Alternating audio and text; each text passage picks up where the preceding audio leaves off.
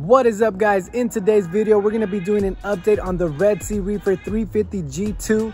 It has been a couple months since that build, and we're also going to go pick up a clam for the reef tank as well. So let's go to the fish store and pick up that clam.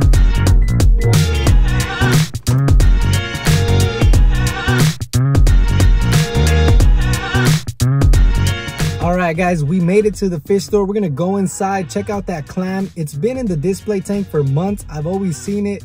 I've always really liked it, and I think it would be a great piece to the Red Sea Reefer. So we're gonna go ahead and see if we can pick this up.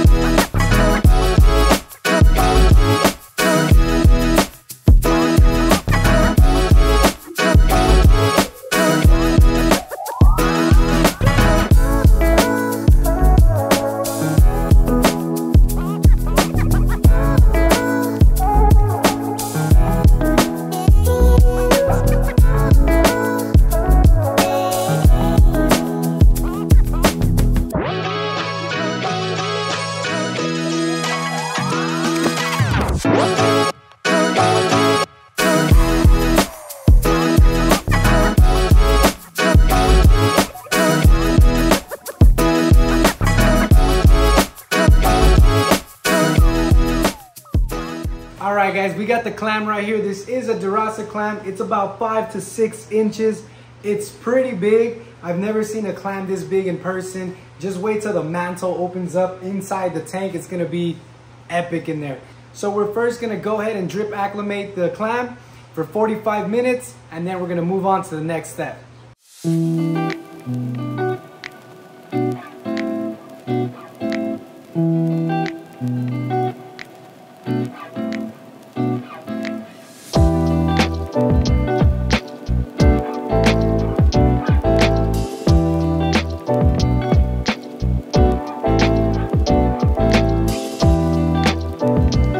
We had a little bit of an accident. This thing started spilling. The drip was not even inside the bag at one point. I don't know how long, but the bag did fill up. The clam is probably acclimated by now. We're gonna go ahead and go on to the next part, which is scrubbing the clam. So we're gonna go get a toothbrush and scrub the clam for any snails, any bristleworms, any hitchhikers that are on the clam. But look at this. This always happens to me. I'm notorious for this. It's a guaranteed water spill every time I do something with the tank. Why? All right, guys, cool. So we got the clam outside of the bag. We're gonna go ahead and scrub it with the toothbrush now. What we're going to do is scrub the outer shell. What you don't want to do is scrub the mantle. So the mantle would be this part right here. So you want to avoid that white part there. You don't want to scrub there because that is a very sensitive area for the clam, as well as the foot. You'll see the foot is right there. It's just that little white area right at the bottom of the clam as well. So that is the foot. So you want to avoid those areas when scrubbing, but everything else you can scrub away. There is no need to dip a clam. You don't want to use Revive. You don't want to use no coral dip. They are very sensitive to that. They will not make it if you dip them. And this clam seems really clean. I don't think there's much else on there. So yeah, I'm gonna inspect it more thoroughly and then I'll get back to you guys. All right, we're gonna get the clam inside the tank now. We're gonna put it right there in that spot that I made for it. I think it's gonna look great right there for now. If I want to change it later, we will, but for now, it's gonna go right there in the middle. So we're gonna do this as fast as we can.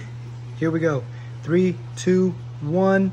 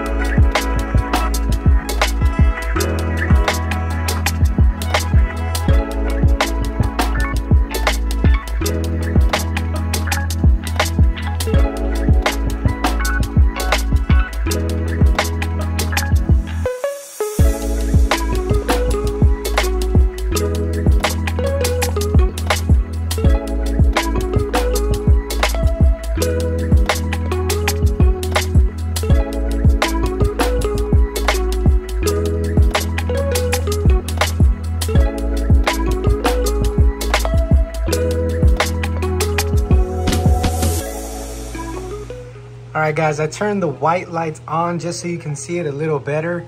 But look at how beautiful the clam looks inside the tank. It's already opened up. I think having the clam there centerpiece is an absolutely stunning piece to have in the tank. But look at how big that mantle is. Awesome, awesome pickup today. All right, guys, so the tank is a little dirty. It does need a little bit of a cleaning. We're gonna go ahead and clean the algae off of this tank so that you guys can see the clam and all the other corals better. We do have all these little starfish here that multiply every single day. And the sand here is very, very dirty. Needs some flow going on here. I still need to set up a couple things. So I will update you guys on everything right now. But first, let's go ahead and clean that algae off the glass. So I've been using this Toon Z for a couple months now, ever since we set up the tank. And let me tell you, I was a little iffy at first. I didn't want it to scratch the glass, but it's been an amazing product so far. I'm gonna show you guys how easy it removes algae and how clean it's gonna leave this tank after. All right, here we go. Look at how easy it removes all the algae, all them little starfish. I would take them out, but that's too much work. So easy and smooth, guys. All right, you can see the big difference. This is algae on the glass, and this is scraping it off with the Toon Z after just one stroke. So that's an amazing difference. It's literally night and day. Get you a Toon Z. This is the tank after using the Toon Z aquarium glass scraper. Look at how of an amazing job that thing does against algae. You really don't have to put that much work into it. It's really sharp, really easy to use. One stride really just cleaned the tank very nicely. I always wait until the end and then I'll use the Toon Z at the bottom. That way, in case any sand gets stuck in between the glass and the Toon Z, I'm only using it at the bottom and not up here where we can obtain a scratch or two. If I do scratch this tank, I might die. I don't know what's gonna happen. I might just throw it away and then just start all over. So I hope I don't scratch this tank ever, but this is such an amazing job by the Toon Z. Good job, Toon Z. All right, guys, this is what the tank looks like the next day. It's more clear than it was last night, especially with all that algae off of the tank. And look at the clam. Look how big that mantle is. I'm telling you, it was a huge, massive mantle that this clam has. Just looks absolutely stunning in this tank. So we got the candy canes there. They're doing very well. They have not had any issues whatsoever ever since the transfer. We also got the Duncan coral back there. Also has not had any issues. We have the Japanese toadstool. At least that's what the fish store told me, not sure. We did pick up this bird's nest. Awesome piece. I really love this new SPS in the tank. And we got the Montipora cap there. I can't wait till that grows and fills up this whole space right here. We do got some Gorgonians. They're looking very fuzzy, so looking awesome. We did also pick up this devil's hand right here. I don't like the name of that coral, but it's an awesome piece to have as well, especially since I'm a very big fan of softies. Alrighty. Then we got this green Neptia here. It does take a lot of the space on this rock. Right now, it's not doing too well. I think it's going through its little soft coral sad phase, but eventually it will pick back up and it just takes over this whole rock almost. But hopefully it does pick back up. This side is looking a little bit empty, a little bit saddish.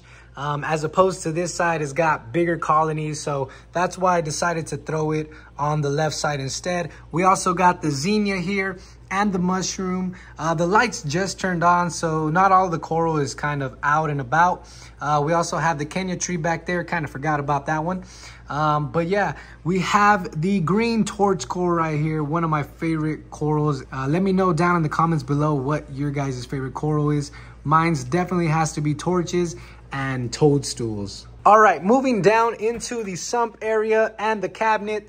So we do got the Red Sea Reef 4-head doser right here. We got the ADJ DJ lighting strip. I like that strip. It's very compact and it's very robust as well. Heavy duty strip. I would definitely recommend picking one of those up. You also get the numbers, which is very easy to identify what component or what part you're plugged into. And then we have this shelving here. Now, I haven't permanently drilled it in. I'm just not sure if I want it to be permanent on that side of the wall or where I was gonna put it. But I think I am gonna end up drilling it. I tried other methods, it just didn't work. But you can pick up this board at IKEA for a very cheap price. Any little tools that I need, I put them here in these shelves. And then we got this Aqua Illumination Nero 3. So the first pump that I actually placed into the tank, which was a Nero 3, came defected. So I emailed Aqua Illumination and they went ahead and sent me another one. All I gotta do is send the other one back, but we're gonna go ahead and set this up in another video. Moving on to the plumbing side or the sump side. I really like how the plumbing looks. It looks very clean, very sleek. One of my favorite parts to actually look at when I open the cabinets here. We also have the protein skimmer, which is really, really dirty. I need to clean that out. We got some filter socks, which also need to be replaced. But other than that, that is what the sump is looking like. We also have 2 clownfish here in the sump. I was actually holding these for a friend. He never picked them up, so they just been in there for now. So we're just waiting for him to come and pick them up. I might make a video on that as well. He's setting up a tank. All right, so that is what the sump area is looking like. I'm so happy that it's kept clean. I've tried to keep it as organized as possible. I still need to finish some work on this side and definitely keep up with the maintenance, the salt creep, and now that alkalinity residue that oversprays here when it's dosing. But other than that, that is the whole tank, guys. It's been amazing 3 months with the tank. I can't complain about it. I like the way the tank turned out. I like the way it's turning out. And even though it looks pretty good in my eyes, there is always room for improvement. So stay tuned for future videos, and we're gonna go ahead and add some more stuff to this reefer.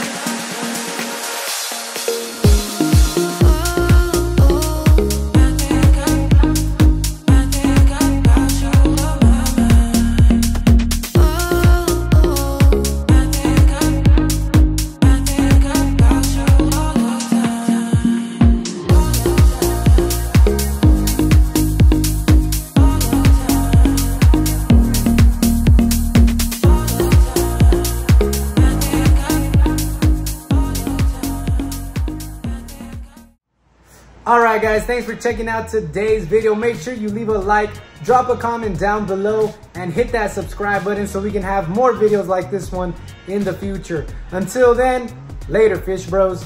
Oh, and fish sis too.